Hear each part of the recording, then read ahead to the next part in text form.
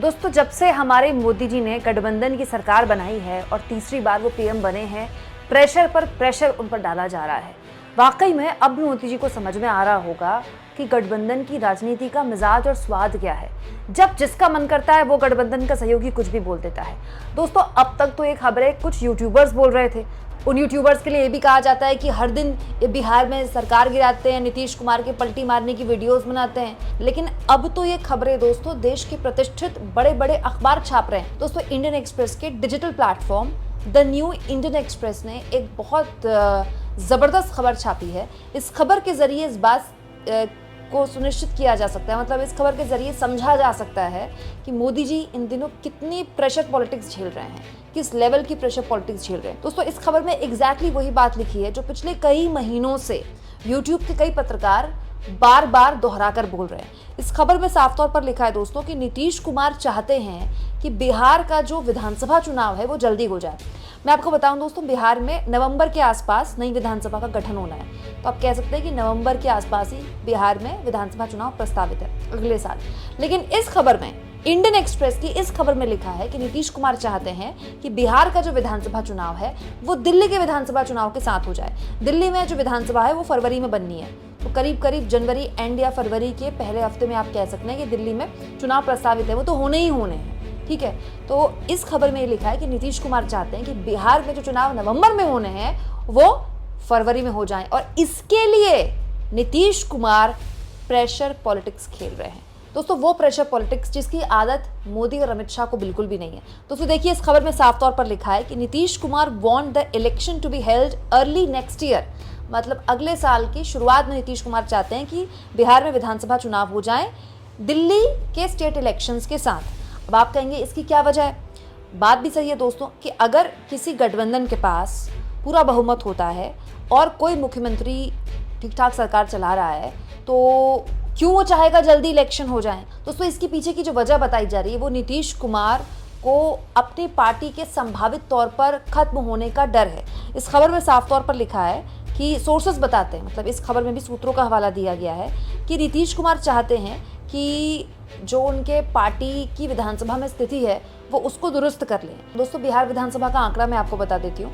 जैसे last 3 elections का यहाँ पर जिक्र किया गया है कि पिछले 3 विधानसभा चुनाव में जो जेडीयू का ग्राफ है वो लगातार नीचे गिर रहा है। वो टैलेंट अलग है नीतीश कुमार का कि पार्टी तीसरे नंबर की होती है उनकी, फिर भी वो सीएम बन जाते हैं। लेकिन ये तो सच्चाई है ना कि वो पार्टी जो लगातार विधानसभा में कमज़ोर हो रही है उसके खत्म होने का, टूटने का खतरा सबसे ज़्यादा होता है। इसमें लिखा हुआ है कि 2010 में जिस जेडीयू की जो संख्या थी विधानसभा में 115 थी, 2015 की विधानसभा चुनाव आते आते वो 43 यानी कि 43 हो गई। नीतीश कुमार चाहते हैं कि इससे और बेहतर स्थिति में आ जाएं, और नीतीश कुमार इसलिए चाहते हैं कि चुनाव जल्दी हो जाए क्योंकि नीतीश कुमार के पास ऐसी रिपोर्ट होगी, क्योंकि वो मुख्यमंत्री हैं तो उनके पास वो रिपोर्ट होगी कि अगर जल्दी चुनाव हो जाते हैं तो वो चुनाव निकाल सकते हैं, वो एक बार फिर से सीएम बन सकते हैं। हालांकि ये भी सच्चाई है दोस्तों कि पिछली बार जो विधानसभा चुनाव हुए थे उसमें जो दुर्गति हुई थी जेडीयू की, उसमें बहुत बड़ा रीज़न चिराग पासवान थे।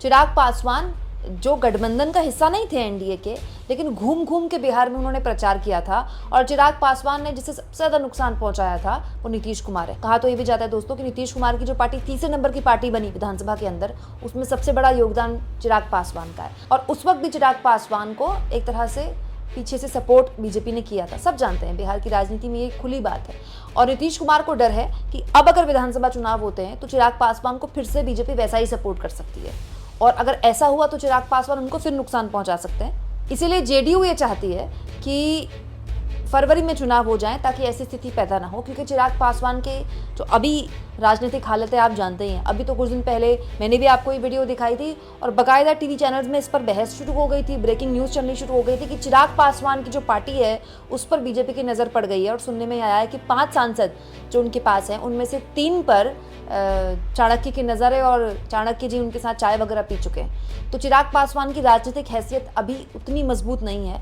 ये बात और है कि वो दोनों ही एनडीए के सहयोगी हैं, जेडीयू, चिराग पासवान। लेकिन आप सोचिए कि कितना ट्रस्ट डेफिसिट है। ये तीनों एक ही गठबंधन का हिस्सा हैं, बीजेपी, जेडीयू और चिराग पासवान की पार्टी। लेकिन तीनों ही पार्टियों के बीच में कितना भयानक ट्रस्ट डेफिसिट है कि नीतीश कुमार प्रेशर डाल रहे हैं बीजेपी पर कि बिहार का विधानसभा चुनाव आप जल्दी करवा लीजिए, ताकि चिराग पासवान जैसे लोगों को वक्त ना मिले कि वो और प्रचार करे, क्योंकि नवंबर तक तो काफी वक्त हो जाएगा ना चिराग पासवान के पास।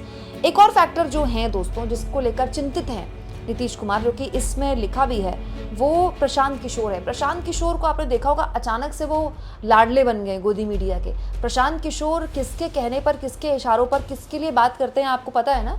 याद है ना आपको, लोकसभा चुनावों के बीच में जब वोटिंग चल रही थी और 3 चरण के चुनाव निपटे थे लगभग, योगेंद्र यादव ने अचानक से भविष्यवाणी कर दी थी कि बीजेपी बहुमत से दूर हो जाएगी।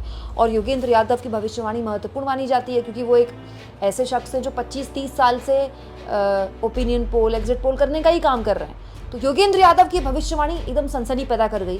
तो गोदी मीडिया ने अचानक से प्रशांत किशोर को आगे किया। प्रशांत किशोर ने कह दिया कि नहीं नहीं मोदी जी आराम से सरकार बना लेंगे। हालांकि बाद में वो गलत साबित हुई, कान पकड़कर उन्होंने सॉरी बोला और कहा कि आज के बाद वो कभी भी सीटों का जो भविष्यवाणी है वो नहीं करेंगे। लेकिन प्रशांत किशोर बिहार में अब घूम घूम के प्रचार करना शुरू कर चुके हैं दोस्तों। उन्होंने अपनी पार्टी भी लॉन्च कर दी है और अब तो सारे न्यूज़ चैनल्स के एक बार फिर से वो आई कैंडी बन गए हैं। बड़े बड़े शो, आपकी अदालत में जैसे शोज़ में उनको प्राइम टाइम में बुलाया जाता है, उनसे देश भर के राजनीतिक मुद्दों पर चर्चा की जाती है। तो आपको पता ही है कि ये सब किसके इशारे पर किया जाता है। और दोस्तों ये कुछ फैक्टर्स हैं जिससे नीतीश कुमार चिंतित हैं। नीतीश कुमार खाँटी राजनीतिज्ञ हैं, वो जानते हैं कि उनकी पार्टी और वो खुद एक तरह से अपने राजनीतिक करियर के पीक पर हैं।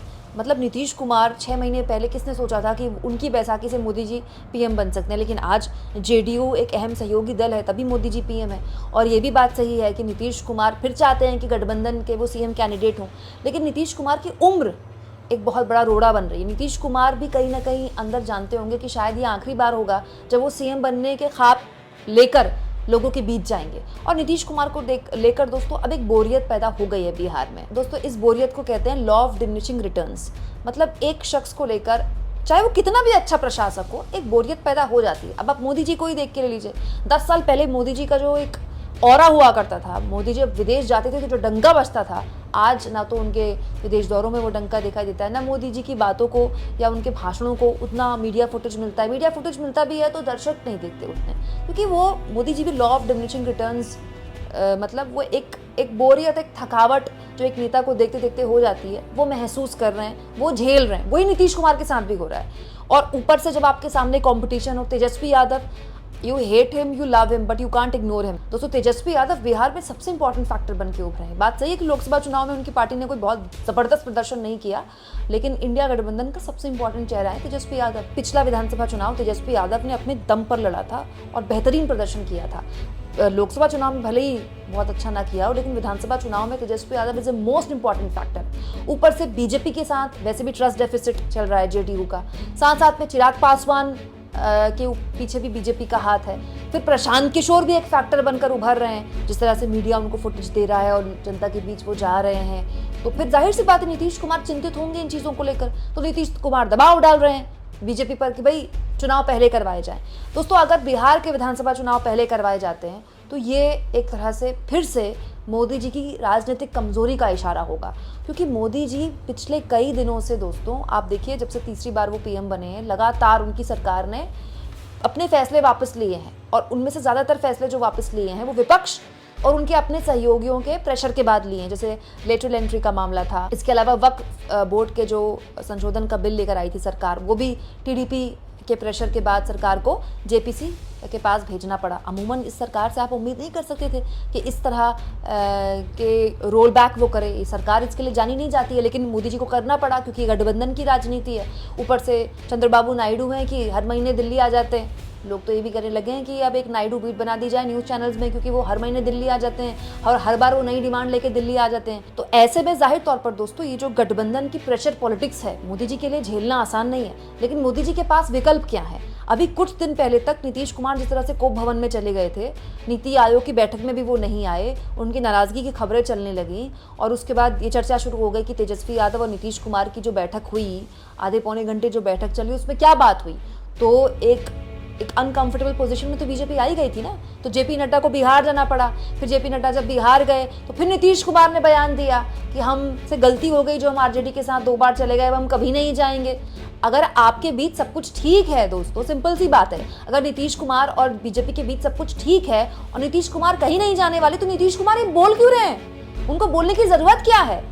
वो बार बार इस तरह के बयान क्यों दे रहे हैं कि वो कहीं नहीं जाएंगे? क्यों? क्योंकि उनके अपने गठबंधन के सहयोगियों को विश्वास नहीं है कि वो कहीं जा सकते हैं क्या। और नीतीश कुमार का राजनीतिक इतिहास रहा है, तो उन पर कैसे उनके गठबंधन के सहयोगी विश्वास करेंगे।